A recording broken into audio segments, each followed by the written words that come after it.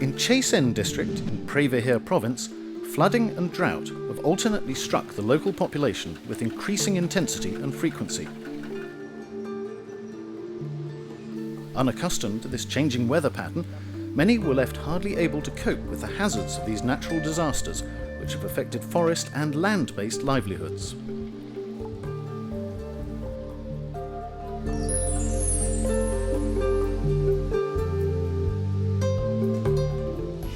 In a new initiative under the ASEAN-Swiss Partnership on Social Forestry and Climate Change, the NTFP-EP, with development partner NGOs in Preveher and Siem Reap provinces, and with local authorities and government agencies, have initiated a project to integrate disaster risk reduction and climate change adaptation strategies to forest-based livelihoods.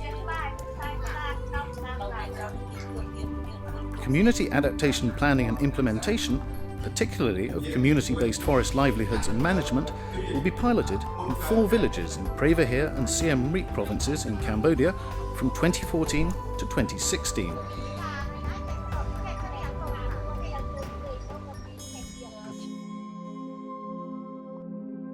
Hiệnមានទឹកចំនួនរាំងស្ងួតខ្លាំងជាងគេបាទវាបណ្ដាលឲ្យប៉ះពាល់ដោយថាបើទឹកចំនួនវិញក៏ធ្វើឲ្យបាត់បង់ទ្រព្យសម្បត្តិខូចខាតទ្រព្យសម្បត្តិរបស់ប្រជាពលរដ្ឋនៅក្នុងសហគមន៍យ៉ាងបាទវាប៉ះពាល់ទៅដល់ការបង្កបង្កើនផលនិងការទទួលផលបាត់បង់ប្រាក់ចំណូលក្នុងគ្រួសារធ្វើឲ្យខ្វះដល់ស្បៀងអាហារប្រាក់ចំណូលក្នុងគ្រួសារមិនបានគ្រប់គ្រាន់ចានេះអ្វីដែលយើងសង្កេតឃើញប៉ុន្តែមកដល់រយៈពេលប្រហែលជា3ឆ្នាំចុងក្រោយនេះយើងឃើញមានការប្រែប្រួលខ្លាំងគឺទឹកចំនួនហាក់ដូចជាកើតមានស្ទើរតែរៀងរាល់ឆ្នាំហើយធ្ងន់ធ្ងរជាងមុនបាទនៅក្នុងភូមិបុត្រារបស់យើងខ្ញុំនេះបានជួបប្រទះនឹងគ្រោះមហន្តរាយគឺ2ធំគឺទី1ទឹកចំនួនទី2គឺមានដូចជារាំងស្ងួតបាទកន្លងមកគឺចាប់ពីកើតភូមិបុត្រានេះមកទឹកចំនួនគឺមិនសូវជាមានទេបាទទឹកចំនួនចាប់ផ្ដើមកើតនៅឆ្នាំ1972បន្ទាប់មកគឺកើតនៅឆ្នាំ1987បាទនេះកាន់តែញាប់បន្តិចហើយបន្ទាប់មកទៀតគឺអាចកើតនៅឆ្នាំ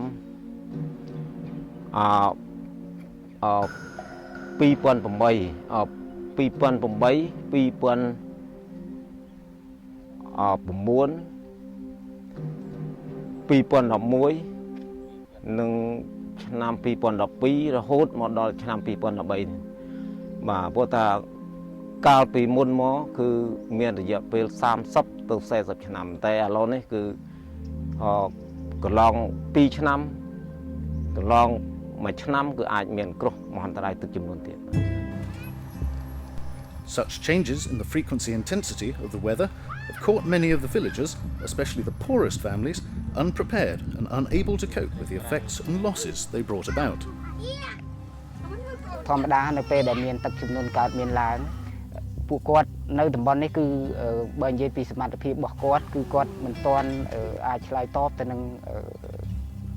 មានន័យថាដំណោះស្រាយរបស់គាត់គឺមិនអាចឆ្លើយតបទៅនឹងទឹកចំនួនបានទេហើយបញ្ហាទឹកចំនួននេះដែរវាបានធ្វើឲ្យប៉ះពាល់ទៅដល់ផ្នែកហេដ្ឋារចនាសម្ព័ន្ធផងដែរវាដូចជាឆ្នាំទៅមិញនេះវាបានធ្វើឲ្យដាច់ផ្លូវជាច្រើនកន្លែងហើយនឹងលិចតំបន់មួយចំនួននៅក្នុងភូមិនេះបាទដូចជានៅតំបន់ដូចជាផ្ទះរបស់ប្រជាជនបាទហើយមិនតែប៉ុណ្ណោះតាក់ទងទៅនឹងទឹកចំនួននេះវាបានបង្កឲ្យមានជំងឺសង្កាត់ផងដែរបាទដូចជាជំងឺគ្រុនឈាមបាទក៏អាចបង្កឲ្យមានកើតមានដល់ប្រជាពលរដ្ឋដែរជាពិសេសគឺក្មេងតែម្ដងបាទគឺមានតែការដឹកជញ្ជូនសម្ភារៈចេញពីតំបន់ទៅនៅទីទួលសុវត្ថិភាពច្រើនប្រើទូក បាទទូកបាទជួយគ្នាដោយថា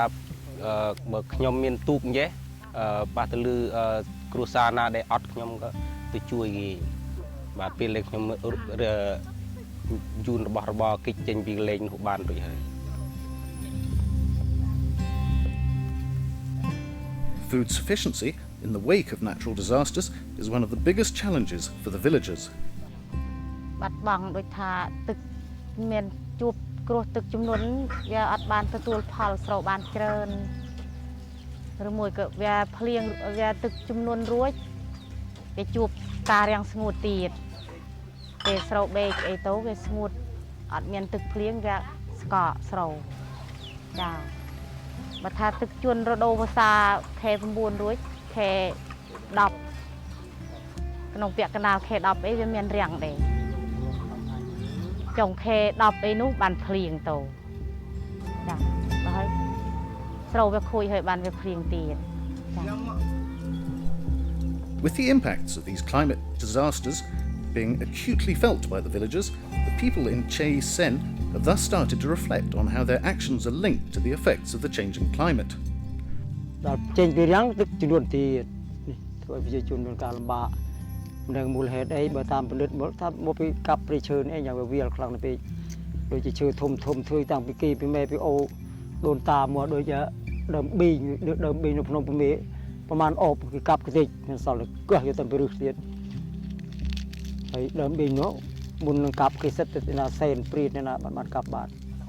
បាទកាលខ្ញុំនៅពីក្មេងគឺថាអត់ទាន់មានព្រីវាលដូចសពថ្ងៃទេបាទព្រីឈើនៅធម្មតាហើយមានសត្វមានធាតុដូចជាសម្រីដូចជាសងគូព្រីអីមានសពទាំងអស់ដើមបាទគាត់ថានៅរស់ជាមួយផងមនុស្សសូម្បីតែខ្លាធំក៏នៅបៀតនៅវត្តអស់ខ្ញុំដើមបាទហើយដោយហៅថាក្រោយមកទៀតចាប់ភ្នំមកទៀតគឺព្រីឈើក៏កាន់តែអស់ទឹកភ្លៀងក៏មិនទៀងទាត់ដែរថ្ងៃនេះ កាលពីដើមឡើយនៅពេលដែលយើងចុះមកធ្វើការនៅទីនេះយើងឃើញតកតងទៅនឹងបរិយាកាសជុំវិញស្ថានភាពនិយាយជារួមដូចជាយើងនិយាយពីទឹកជំនន់វិញគឺពីមុនគឺទឹកជំនន់គឺពុំសូវមានទេទោះបីជាមានក៏វាតិចតួចនេះអ្វីដែលយើងសង្កេតឃើញ The increasing frequency and intensity of droughts and floods have highlighted the critical need of the communities in Che Sen to cope with the impacts of these natural disasters.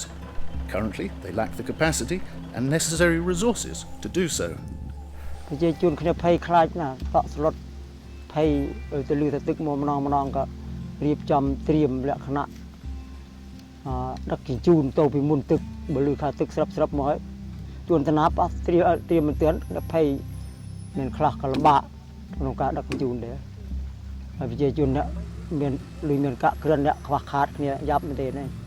បាទដោយការកន្លងមកប្រជាពលរដ្ឋនៅភូមិនេះក្រោយពីឧបមាទៅដូចជាទឹកចំនួនបាទទឹកចំនួនជាដើមនេះក្រោយពីនោះមកទៀតគឺគាត់ដែលថាមានតែធ្វើការរស់ស៊ីឈ្នួលស៊ីអីគេផ្នែកដើម្បីដោះស្រាយក្នុងជីវភាពរបស់គាត់ណាបាទដែលក្រោយពីវាលិចលង់បាត់បង់ខូចខាតនៅទ្រព្យសម្បត្តិអស់ហើយបើនិយាយទៅដូចថាគាត់មិនមានស្អីនឹងដោះស្រាយនេះទេមានតែដូចខ្ញុំថាហ្នឹង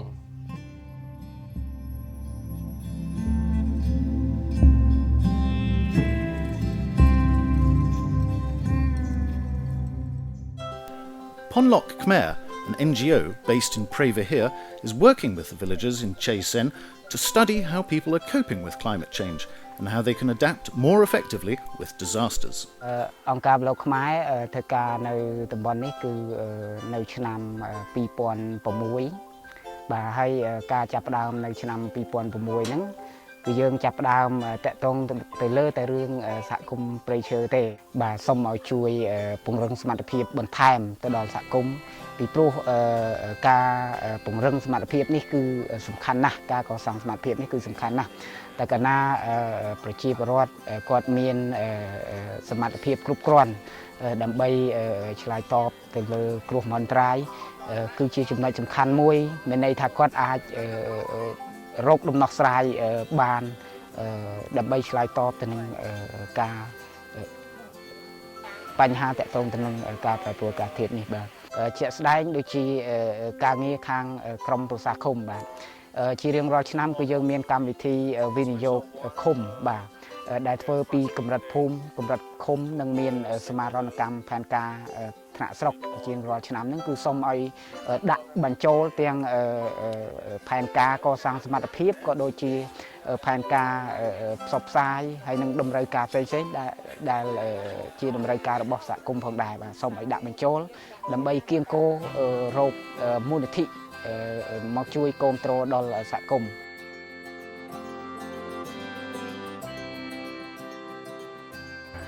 សូមអរគុណហើយសំណួរនេះដែលពាក់ព័ន្ធហេតុអីបានយើងធ្វើការសិក្សានៅស្រុកជ័យសែនក្នុងខេត្តព្រះវិហារនេះដោយសារបញ្ហាការប្រែប្រួលអាកាសធាតុជាបញ្ហាសំខាន់ដែលប្រទេសកម្ពុជាជាប្រទេសមួយងាយរងគ្រោះហើយយើងបានធ្វើការសិក្សាថ្នាក់ជាតិហើយប៉ុន្តែឥឡូវនេះបច្ចុប្បន្ននេះដែលយើងកំពុងតែសិក្សាថ្នាក់ក្រោមជាតិដែលផ្ដោតសំខាន់ទៅលើបណ្ដាខេត្តមួយចំនួនដែលងាយរងគ្រោះហើយវាទៅតាមផ្នែកផ្សេងៗទាំងថ្នាក់រដ្ឋាភិបាលទាំងថ្នាក់សង្គមស៊ីវិលជាពិសេសអង្គការ NTFP នេះដែលបានសិក្សាផ្ដោតសំខាន់គោលដៅទៅលើស្រុកជ័យសែនក្នុងខេត្តព្រះវិហារនេះហើយដើម្បីធ្វើការវិតម្លៃអំពីប្រជាពលរដ្ឋសហគមន៍នៅក្នុងស្រុកជ័យសែនដែលទទួលផលប៉ះពាល់ពីការប្រែប្រួលអាកាសធាតុនៅពេលការសិក្សាពាក់ព័ន្ធនឹងអាកាសធាតុនេះដោយឃើញថាវាមានការប្រែប្រួលហើយដើម្បីរៀបចំអនុសាសន៍ហើយខ្ញុំបានលើកអនុសាសន៍មួយចំនួនក្នុងការព្រួយផ្ដើមដើម្បីរៀបចំផែនការបន្ស៊ាំដល់សហគមន៍ក្នុងស្រុកជ័យសែននេះហើយក៏ដូចជាខេត្តព្រះវិហារទាំងមូលដូច្នេះអនុសាសន៍មួយចំនួននោះគឺទី1គឺការអភិវឌ្ឍពូជរបស់ប្រជាពលរដ្ឋដែលពឹងផ្អែកទៅលើកសិកម្មហើយនៅក្នុងនោះមានមុខរបរមួយចំនួនដែលគាត់ពឹងអាស្រ័យទៅលើធម្មជាតិនេះគឺមុខរបរដំណាំហូបផ្លែមួយចំនួននៅក្នុងសហគមន៍របស់គាត់ដូច្នេះអាហារប្រភេទចម្រុះអាចកសិកម្មចម្រុះអីហ្នឹងក៏អាចធ្វើបានដោយរៀបចំគេហៅថា knowledge របស់សហគមន៍នោះចំណេះដឹងសហគមន៍មូលដ្ឋាននោះគឺឲ្យវាស្មទៅនឹងការប្រែប្រួលអាកាសធាតុទី3គឺកែលម្អទៅលើការអភិវឌ្ឍប្រព័ន្ធស្រោចស្រពដូច្នេះតំបន់ហ្នឹងគឺវាជាតំបន់មួយដែលអាចរងគ្រោះដែររងគ្រោះដោយសារការប្រែប្រួលអាកាសធាតុហើយប្រព័ន្ធធារាសាស្ត្រគឺនៅមានកម្រិតទាបដូច្នេះហើយត្រូវតែមានការអភិវឌ្ឍដើម្បីស្រោចស្រពដូច្នេះយើងមិនអាចពឹងផ្អែកទៅលើធម្មជាតិទាំងស្រុងទេដូច្នេះដើម្បីឆ្លើយតបនឹងការប្រែប្រួលអាកាសធាតុហើយមួយទៀតការអភិវឌ្ឍសមត្ថភាពដើម្បីបន្ស៊ាំខ្លួនទៅនឹងការប្រែប្រួលអាកាសធាតុនេះគឺជាចំណុចសំខាន់ដើម្បីឆ្លើយតបតើនៅពេលដែលបញ្ហាប្រឈមដែលកើតឡើងដោយសារការប្រែប្រួលអាកាសធាតុតើគាត់មានសមត្ថភាពកម្រិតណាដើម្បីឆ្លើយតបទៅនឹងការប្រែប្រួលអាកាសធាតុហើយចំណុចសំខាន់ហ្នឹងគឺការអប់រំផ្សព្វផ្សាយទៅដល់សហគមន៍មូលដ្ឋាននេះដើម្បីគាត់យល់ដឹងអំពីការប្រែប្រួលអាកាសធាតុហើយធនធានមនុស្សក៏ជា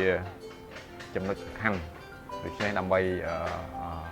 ពង្រឹងសមត្ថភាពទៅដល់សហគមន៍មូលដ្ឋានហើយយើងថ្នាក់ជាតិក៏មានគោលនយោបាយគ្រប់គ្រងទៅដល់ការអភិវឌ្ឍក្រោមជាតិនេះហើយតាមរយៈអង្គការផ្សេងៗដូចជាអង្គការ EP program នេះដែលបានធ្វើការជាមួយសហគមន៍មូលដ្ឋាននេះបាទសូមអរគុណ With greater awareness of the impacts of the changing climate, learning from recent experience, and with some guidance from NGOs and government institutions, the people in Chey Sen district are finding ways to be better prepared. ក្នុងការតបនឹងគ្រោះមហន្តរាយគឺគាត់ថាទី1គឺយើងខ្ញុំមុននឹងមានគ្រោះមហន្តរាយចិត្តឈានមកដល់គឺបានថាផ្សព្វផ្សាយនៅតាមវត្តអារាមជាពិសេសគឺមានមីក្រូតូចដើម្បីថាប្រកាសអាសន្ននៅតាមភូមិដើម្បីឲ្យប្រជាពលរដ្ឋលោកប្រុងប្រយ័ត្នការឆ្លើយតបមួយទៀតគឺពង្រឹងឲ្យប្រជាពលរដ្ឋ មានការយកចិត្តទុកដាក់ក្នុងការដាំជាបន្លែបង្ការដើម្បីថាផ្គត់ផ្គង់នៅស្បៀងអាហារក្រោយពេលដែលខូចខាត យើងខ្វះខាតតាំងពីការព្រៃឈើមានតាំងពីអីសពវាលចិត្តវាលមកឲ្យខ្យល់ព្យុះស្អីស្អីវាមានមកបោកបាក់ខូចស្អីស្អីអស់ហើយសម្ភារៈស្អីស្អីយើងមានប៉ុណ្ណេះខេខ្ញុំថាសូមបងប្អូនទាំងអស់ត្រចេកចេះត្រៀមព្រៃណាដែលយើងនេះយើងកុំកាប់ទុកឲ្យវាមានព្រៃមានអីណាគ្រូដើម្បីឲ្យទឹកភ្លៀងវាមានការស្រូបមកកុំឲ្យមានគ្រោះមហន្តរាយវិញនេះពេក ជាចង់បញ្ចប់ហ្នឹងជាពិសេសគឺជាអនុសាសន៍រួមគឺថាការចូលរួមរបស់សហគមន៍តែម្ដងបាទក៏សូមឲ្យសហគមន៍ទាំងគណៈកម្មការដែលយើងហៅថាតំណាងសហគមន៍ហ្នឹងក៏ដូចជាសមាជិកហ្នឹងសូមឲ្យរួបរวมគ្នាឡើងដើម្បីធ្វើការចូលរួមក្នុងសកម្មភាពជាមួយនឹងជំនាញនេះបាទដើម្បីរួមចំណែកក្នុងការអភិវឌ្ឍនៅក្នុងសហគមន៍របស់ខ្លួនបាទអញ្ចឹងសូមអរគុណបាទ ហើយជាដំបូងខ្ញុំគ្មានយោបល់អីទេលោកគ្រូមានតែអុយដូចជាលោកគ្រូអីជួយបញ្ញាអារម្មណ៍ដាស់តឿនថាឆ្នាំនេះមានគ្រោះរាំងស្ងួតឬក៏មានព្យុះខ្យល់ឬក៏មានទឹកជំនន់មានជាព័ត៌មានជាហើយដំណឹងជូនថាអុយបងប្អូននៅត្រៀមនឹងអាចបើថាអុយយល់ខ្លួនឯងមិនអាចយល់ទេចា ខ្ញុំគិតមានអីสนងពោដល់លោកគ្រូទេ